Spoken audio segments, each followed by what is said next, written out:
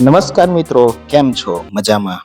આપણે અહીં પુષ્પની સંરચના વિશે અભ્યાસ કરીશું. અહીં નમૂના તરીકે આપણે જાસૂદના પુષ્પનો અહીં નમૂના તરીકે ઉપયોગ કર્યો છે. સૌપ્રથમ આપણે પુષ્પમાં જે જાસૂદના પુષ્પની કળી હોય છે એ કળીનો અભ્યાસ કરીશું.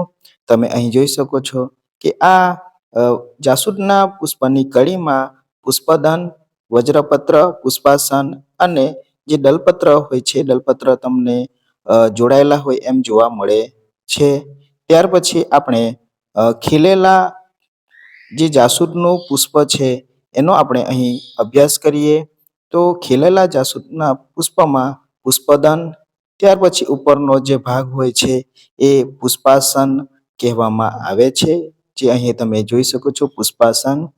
ઓકે, પુષ્પદંડની તરત ઉપરનો જે ભાગ તમને ચક્ર જેવો જોવા મળે છે એ એમને આપણે પુષ્પાસન કહીશું. પુષ્પાસન પુષ્પને આધાર આપવાનું કાર્ય કરે છે. પુષ્પાસનની ઉપરનો ભાગ તમને લીલાશ પડતો આ ચક્ર જોવા મળે છે એને આપણે વજ્રચક્ર કહીશું, જે તમે ઉપર આકૃતિમાં જોઈ શકો છો. જે વજ્રચક્ર એટલે કે એ વજ્રપત્ર એને કહેવાય છે. આપણે અહીં પુષ્પના બહારનો ભાગનો અભ્યાસ કરીએ છીએ, જેમાં આ પુષ્પદંડ કહેવાય છે. ત્યાર પછી ઉપરનો જે ભાગ હોય છે એ પુષ્પાસન કહેવાય છે. પુષ્પાસન એ પુષ્પને આધાર આપવાનું કાર્ય કરે છે. અને પુષ્પાસનની ઉપર લીલાશ રંગના જે ચક્ર જોવા મળે છે એને વજ્રચક્ર એટલે કે વજ્રપત્ર કહેવામાં આવે છે. વજ્રપત્ર જે હોય એ પુષ્પાસનની ઉપર ફરતી ચક્ર જેવી રચના હોય છે. પુષ્પકળી સ્વરૂપે હોય ત્યારે એ વજ્રપત્ર પુષ્પને રક્ષણ આપવાનું કાર્ય પણ કરે છે. ત્યાર પછી દલપત્રની આપણે વાત કરીએ તો દલપત્ર જ્યારે ભેગા મળે છે ત્યારે દલચક્ર બનાવે છે. દલચક્ર મણિ સ્વરૂપમાં હોય ત્યારે એ દલમણિ કે પુષ્પમણિ પણ એને કહેવામાં આવે છે. આ દલપત્ર જે છે એ જુદા જુદા રંગના હોય છે. ગુલાબી, જાંબલી, પીળા, સફેદ એવા અલગ રંગના તમને દલપત્ર જોવા મળે છે. દલપત્ર એ સુગંધિત હોય છે, જેથી કીટકો જે હોય છે એ એની આસપાસ આવે છે ત્યારે એ આકર્ષણનું કેન્દ્ર બને છે.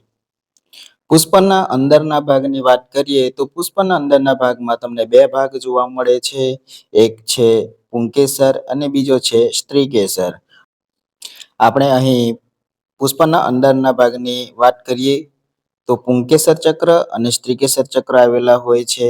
તો આપણે સૌપ્રથમ પુષ્પના જે પુષ્પ દંડ હોય છે ત્યાં પુષ્પાસન અને વજ્રચક્રને આપણે સૌપ્રથમ ખોલીને એટલે કે એ બહારનો ભાગ આપણે આ પુષ્પાસનનો ઉપરનો ભાગ વજ્રચક્ર હોય છે એ વજ્રચક્રને આપણે ખોલીને એના અંદરના ભાગની આપણે રચના જોઈએ.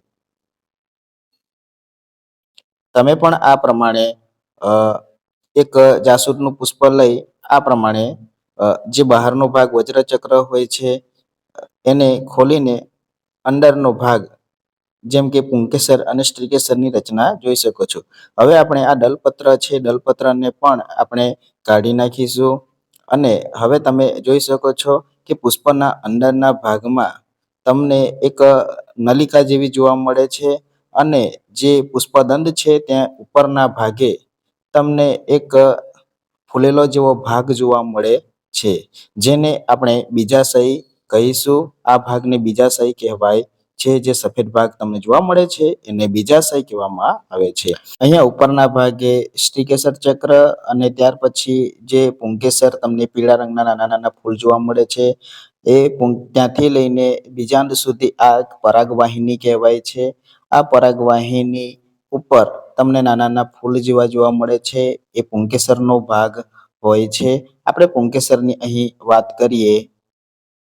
પુષ્પના અંદરના ભાગમાં પુંકેસર અને સ્ત્રીકેસર ચક્ર આવેલું હોય છે, જેમાં તમે અહીં જોઈ શકો છો કે જે પીળા રંગના નાના નાના ફૂલ જેવા જોવા મળે છે એ ભાગ પુંકેસરનો ભાગ છે, જેને પરાગાશય કહેવાય છે. આ પુંકેસરમાં ઉપરનો ટોચનો ભાગ પરાગાશય હોય છે. પરાગાશયમાં પરાગરજ આવેલી હોય છે. જ્યારે પરાગાશય તૂટે છે ત્યારે એમાંથી અંદરથી પરાગરજ નીકળે છે. આ પરાગાશય નીચેનો જે ભાગ હોય છે નલિકા જેવો એને તંતુ કહેવામાં આવે છે. એટલે કે પુંકેસરમાં બે ભાગ હોય છે, પરાગાશય અને તંતુ. હવે પછી આપણે અહીં સ્ત્રીકેસર ચક્રની વાત કરીએ તો સ્ત્રીકેસર ચક્ર એ પુષ્પના વચ્ચેના ભાગમાં આવેલું હોય છે. જે ટોચનો ભાગ હોય છે એ સ્ત્રીકેસર ચક્રનો ભાગ હોય છે. સ્ત્રીકેસર ચક્ર એ 3 ભાગમાં વિભાજિત હોય છે. જેમાં આપણે અહીંયા વાત કરીએ તો પરાગાસન, ત્યાર પછી પરાગવાહિની હોય છે અને પરાગવાહિનીના જે નીચેના છેડે એને જે બીજાંડ સાથે જોડાયેલું હોય છે. પુષ્પના અંદરના ભાગમાં આવેલું પુંકેસર એ પુંકેસર એક પુષ્પની અંદર નર પ્રજનનની જેમ કામ કરે છે. અંદરની બાજુએ વચ્ચેના ભાગે સ્ત્રીકેસર ચક્ર આવેલું હોય છે. આપણે પહેલા સમજી ગયા પ્રમાણે સ્ત્રીકેસર ચક્ર 3 ભાગમાં વિભાજિત હોય છે. એક તો પરાગાસન, ત્યાર પછી એ પરાગાસન એ ત્યાંથી એક નલિકા પસાર થતી હોય છે એને પરાગવાહિની કહેવામાં આવે છે. એ પરાગવાહિની બીજાશયમાં જઈને ખુલે છે. બીજાશયમાં બીજાંડ ઉત્પન્ન થાય છે એટલે કે અંડક ઉત્પન્ન થાય છે. કઈ રીતે ઉત્પન્ન થાય છે એ સમજીએ તો જ્યારે પુંકેસર ચક્રના પરાગાશય એ તૂટે છે અને તેમાંથી પરાગરજ નીકળે છે. એ પરાગરજ સ્ત્રીકેસર ચક્રના પરાગાસન પર આવે છે ત્યારે તેને પરાગનયન કહેવામાં આવે છે. આ પરાગનયન 2 સ્વરૂપમાં થતી હોય છે, સ્વપરાગનયન અને પરપરાગનયન. એ આપણે આગળ જોઈએ તો જ્યારે પરાગરજ પરાગાસનમાંથી ધીમે ધીમે પરાગવાહિની નલિકા દ્વારા આગળ વધે છે અને પુષ્પની અંદર પ્રજનનની પ્રક્રિયા થાય છે અને પુષ્પમાં ફળ આવે છે એટલે કે એની અંદર એક બીજ બને છે.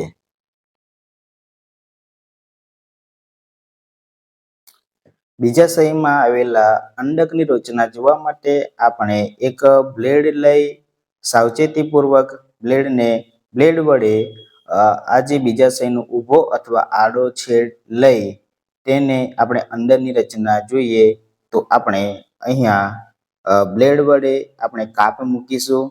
કાપ મૂકતા આપણને અંદર જે બીજ હોય છે એટલે કે અંડક હોય છે એ જોવા મળશે. બીજાશયનો આડો છેડ લેતા અંદર ઘણી બધી સંખ્યામાં અંડકો જોવા મળે છે. ત્યાર પછી આપણે પુષ્પનો ઊભો છેડ લઈશું. પુષ્પનો ઊભો છેડ લેવા માટે સૌપ્રથમ આપણે જે બહારના જે ભાગો છે વજ્રચક્ર, દલપત્ર એને આપણે દૂર કરીશું.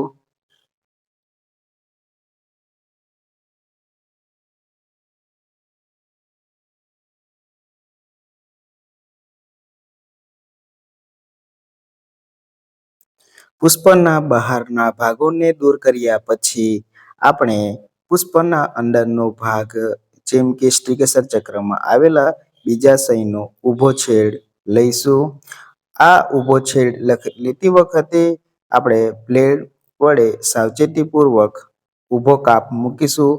તમે પણ જ્યારે ઊભો કાપ મૂકો છો ત્યારે સાવચેતી રાખવું ખૂબ જરૂરી છે. હવે આ બીજાશયમાં ઊભો છેડ લઈએ ત્યારે બ્લેડ વડે કાપતી વખતે થોડી સાવચેતી આપણે રાખવી ખૂબ જરૂરી છે. ઊભો છેડ થઈ ગયા બાદ હવે તમે આ રીતે ખોલીને અંદરના ભાગ તમે જોઈ શકો છો. એ બીજાશયમાં અંદર તમને નાના નાના એવા ઘણા બધા તમને અંડકો જોવા મળશે. જો તમને અંડકો જોવામાં તકલીફ પડે તો તમે બિલોરી કાચનો પણ ઉપયોગ કરી શકો છો. બિલોરી કાચ વડે પણ આપણે અંદરના ભાગ એટલે કે અંડકોને જોઈ શકીએ છીએ. તો આ રીતે તમે પણ જાતે પ્રવૃત્તિ કરી શકો છો. પુષ્પના જે ભાગો કયા કયા આવ્યા છે તેમાં તમે એની આકૃતિ સહિત વર્ણન કરી શકો છો. આ પ્રમાણે આપણને અંદર બીજાશયમાં જે અંડકો આવેલા છે એ આપણે જોઈ શકીએ છીએ.